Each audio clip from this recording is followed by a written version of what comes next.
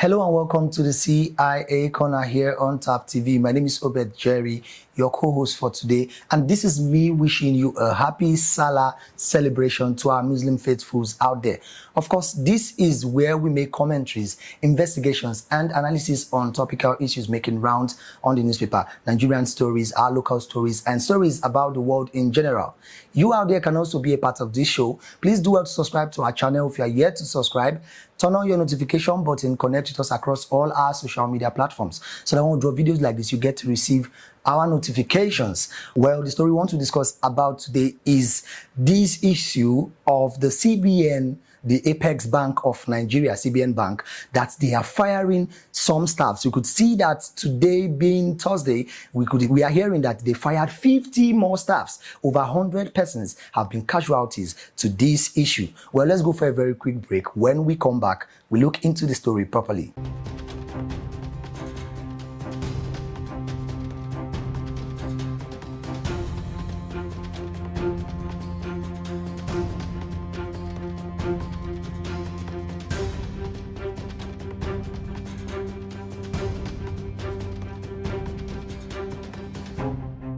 Welcome back from that very quick break. We could see that the Apex Bank, the CBN Bank, due to several issues that they are facing, several challenges, the economical crisis, the financial crisis, and all other measures to improve the economy and to cushion the effects of these crises that are facing the country, commercial banks, and even the Apex Bank, they are firing staffs that they are saying they are incapable or not worth being in that position. And these staffs they are firing over 100 persons, include directors, assistants, top tier CBN staffs, and even low staffs. Now, it's a good thing to want to cushion this effect. At least it is better firing them than putting them in these positions and not being able to pay them what you are supposed to pay them, or not being able to treat them in a good working condition. But the challenge here is why would you be firing these persons without prior notice? Why would you say they are not capable when you were the ones that employed these persons? The lowest person that was fired has been working with CBN for more than 2 to 3 years. Are you trying to say that for the past 2 to 3 years, these persons have not been capable? Or is it because they put a new CBN governor?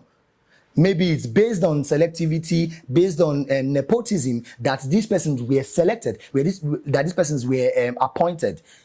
If the former CBN governor didn't deem these persons fit to work in the CBN, and then we could see that Cardoso, the current CBN governor, is firing some other persons and is having huge backings from the federal government that it is a very valid one.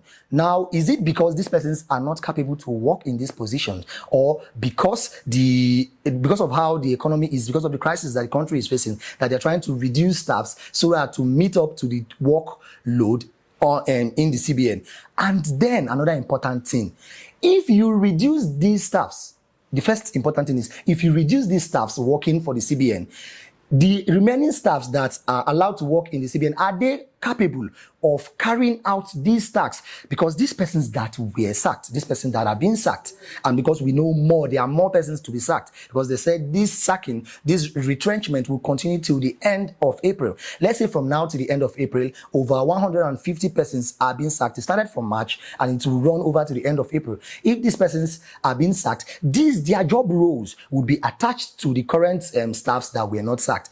Are we sure that these current staffs would be capable to carry out these activities? Are we sure that these staffs that are not sacked will be capable to run their own job roles and run other job roles of these persons that were sacked? Or would they be overworking themselves? And if they're overworking themselves, would they be receiving that same pay, or they would be having a bonus, an increment, or an overtime payment for what they work? Because if you employ this person to play 1 or 2 roles, and at the end of the day, maybe after 1 or 2 years, you then add 2 more roles to the person, you are expected to increase the person's wage, give them bonuses or some incentives to make them gear them up to meeting up to these targets of this work. And then there's a rule on the CBN employer-employee rule that states that anybody that is to be sacked, anybody that is to be retrenched, must have worked up to 60 years must be up to 60 years in the CBN. But now we are seeing that some persons are having as low as 3 to 4 working years in the CBN. And then there's an exclusion in that rule that is saying that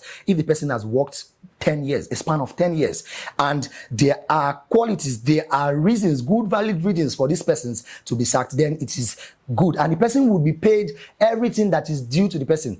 Now, staffs of this CBN that are ex-staffs of this CBN that have been sacked, none of them are allowed to come out to the press and address the public. Maybe that is the stern warnings that they are being given, that they should not come out to say anything as regards the retrenchment, as regards them losing their jobs. And then they've not said whether they are being paid their wages, whether they are being owed, or whether they are paid any pension as regards this sacking. And it's coming very impromptu.